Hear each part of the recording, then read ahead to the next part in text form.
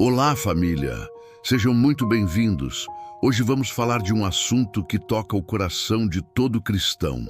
Por que será que, mesmo depois de prometer a Deus que não vamos mais cometer certos pecados, a gente acaba caindo de novo? Será que falta força de vontade? Ou será que falta amor por Deus? A verdade, meus irmãos, é que existe uma guerra acontecendo dentro de cada um de nós. E se não aprendermos a andar no Espírito, o inimigo sempre vai encontrar uma brecha para nos vencer. Mas não desanime, porque a Bíblia nos mostra o caminho da vitória. Um caminho que começa dentro do nosso coração. Hoje, eu quero te mostrar 5 passos práticos e bíblicos para você ser guiado pelo Espírito Santo e finalmente vencer essa luta. O primeiro passo é simples, mas fundamental. Reconheça a guerra interior. O apóstolo Paulo foi muito claro em Gálatas 5:17. Ele disse: porque a carne deseja o que é contrário ao Espírito, e o Espírito o que é contrário à carne. Eles se opõem um ao outro, de modo que vocês não fazem o que querem. O que isso significa? Significa que não existe zona neutra na vida cristã.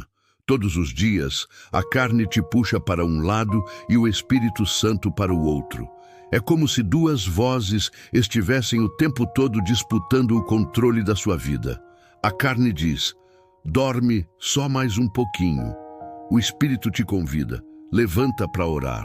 A carne sussurra: só mais um episódio daquela série. O Espírito chama: vem ler a palavra. A carne grita: responde na mesma altura, não leva desaforo para casa. O Espírito ensina: ofereça o perdão. A carne busca o prazer imediato, a satisfação agora. O Espírito nos lembra da alegria eterna. Ser cristão não significa que você nunca mais vai sentir o desejo de pecar. Significa lutar contra esse desejo com as armas que o Espírito nos dá. Pense bem, antes de Cristo você não tinha escolha. A carne mandava e você obedecia. Mas agora o Espírito Santo habita em você e ele te dá o poder para dizer não. Essa luta não vai desaparecer enquanto estivermos neste corpo. O próprio apóstolo Paulo confessou essa dificuldade.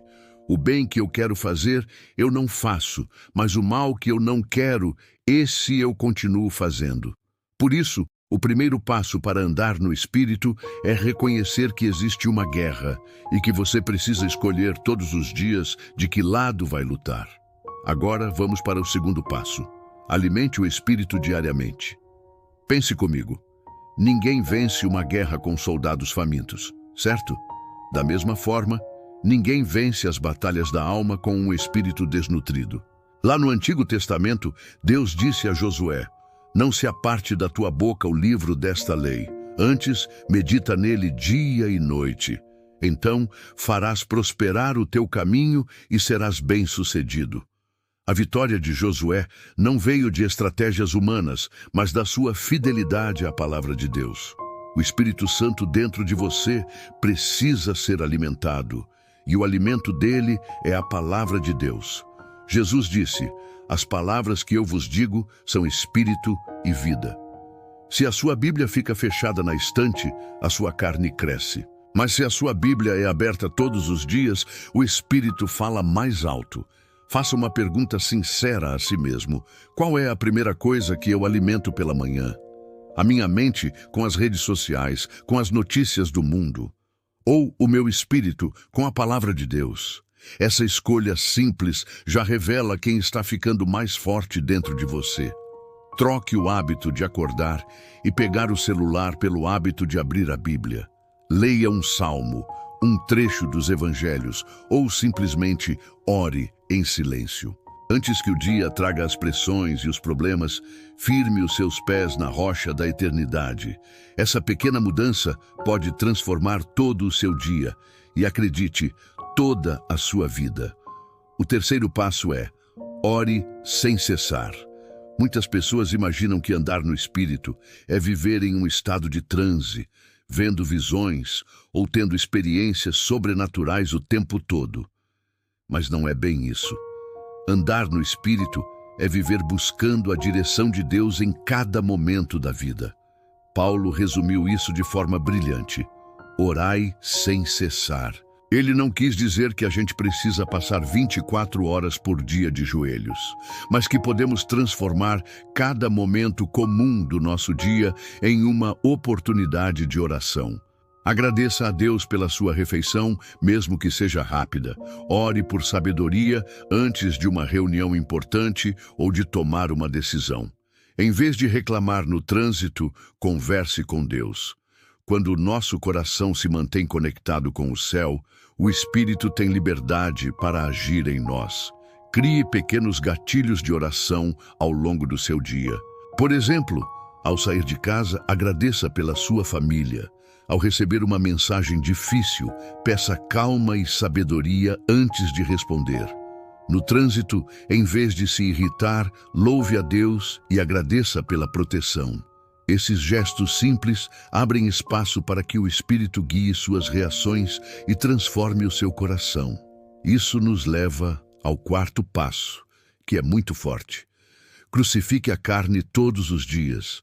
O apóstolo Paulo escreveu aos Gálatas: os que são de Cristo crucificaram a carne com as suas paixões e desejos. Preste atenção na palavra que ele usou: crucificaram. Ele não disse que a carne deve ser disciplinada ou educada. Ele disse crucificada.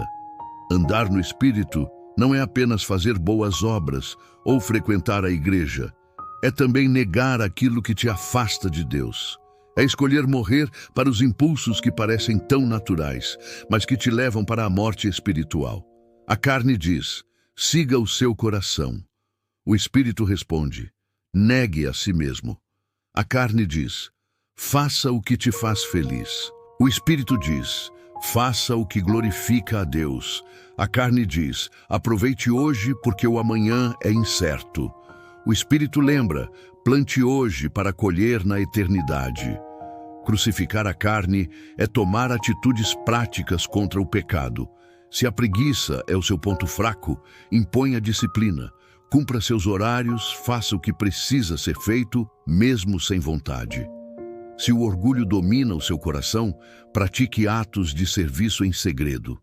Não para ser visto pelos homens, mas para agradar a Deus. E, finalmente, chegamos ao quinto passo: produza o fruto do Espírito. Em Gálatas 5:22, Paulo diz: mas o fruto do Espírito é amor, alegria, paz, longanimidade, benignidade, bondade, fé, mansidão e domínio próprio. Note que ele usa a palavra fruto no singular e não frutos. Isso é muito importante, pois mostra que não se trata de qualidades separadas que a gente escolhe ter, mas de um caráter completo, que é formado pelo Espírito Santo dentro de nós. Esse fruto não é produzido pela nossa força humana. Você não consegue, por si só, ser constantemente cheio de amor, alegria e paz. Esse fruto é obra do Espírito. Ele o gera em você quando você se entrega. Jesus deixou isso muito claro: eu sou a videira, vós sois os ramos. Aquele que permanece em mim e eu nele, esse dá muito fruto, porque sem mim nada podeis fazer. Então, em cada situação da sua vida, pergunte a si mesmo: qual aspecto do fruto do Espírito eu posso manifestar agora? Em meio a um conflito, posso demonstrar mansidão? Na espera, posso ter paciência? Sob pressão, posso exercer o domínio próprio?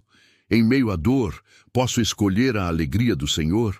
Veja, aqueles que apenas fogem do pecado vivem na defensiva, mas os que andam no Espírito vivem na ofensiva, revelando o caráter de Cristo em cada detalhe. Para concluir, andar no Espírito não é um privilégio de poucos supercrentes, é o chamado de todo cristão. Reconheça a guerra interior. Alimente seu espírito todos os dias com a palavra. Ore sem cessar. Crucifique a sua carne e se esforce para produzir o fruto do Espírito. Mas lembre-se sempre, você não caminha sozinho. É o próprio Espírito Santo quem te capacita a vencer. A sua parte é escolher se render e entregar a direção da sua vida a Ele, todos os dias. A carne promete um prazer rápido, mas entrega um vazio enorme. O Espírito pode te conduzir por caminhos estreitos, mas no fim, ele te leva à verdadeira vida, a vida abundante em Cristo Jesus. Se essa mensagem falou com o seu coração, eu te convido. Permaneça conosco aqui no canal. Se inscreva, ative as notificações e compartilhe essa palavra com alguém que precisa ouvi-la. Vamos juntos aprender a andar no Espírito e a viver o propósito que Deus tem para cada um de nós. Fique em paz e até o próximo vídeo.